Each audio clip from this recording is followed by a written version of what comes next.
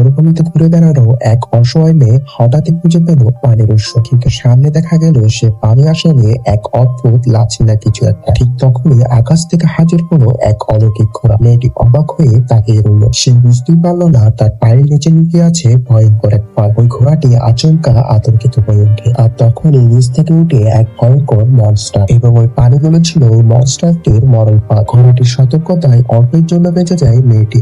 দুজন একসাথে মরুভূমি পেরোতে শুরু করে, কিন্তু হঠাৎ এক রহস্যময় বালির নিচ থেকে বেরিয়ে আসে বিশাল এক বিচ্ছু আকৃতির মনস্টার। মেয়েটি ভয় পেয়ে মাটিতে পড়ে যায়, আর মনস্টারটি ঝাঁপিয়ে পড়ে তার দিকে। শেষে ঘোড়াটি মনস্টারটিকে প্রতিরোধ করে, আর মনস্টারটির সাথে লড়াই করতে গিয়ে ঘোড়াটি গুরুতর ভাবে আহত হয়। ঘোড়াটিকে বাঁচাতে মেয়েটি আর দেরি করে না, তার লুকানো জাদু শক্তি ব্যবহার করে মনস্টারটিকে আঘাত করে। অবশেষে মনস্টারটি শক্ত খোসা ছিঁড়ে ফেলে সেটি দিয়ে অস্ত্র বানিয়ে তার মাথায় ঠেকিয়ে মনস্টারটিকে শেষ করে দেয়। কিন্তু ঘোড়াটির শরীরে মনস্টারটির বিষ ছড়িয়ে পড়ে, আর সে আস্তে আস্তে মৃত্যুর কোলে ঢলে পড়ে। আর মেয়েটি তার হিলিং পাওয়ার দিয়ে ঘোড়াটিকে বাঁচানোর চেষ্টা করে। অলৌকিক ভাবে বিষাক্ত বিষগুলো চলে যায়, আর ঘোড়াটিও বেঁচে যায়। তারপর তারা দুজন আবারও ভয়ঙ্কর মরুভূমিতে যাত্রা শুরু করে।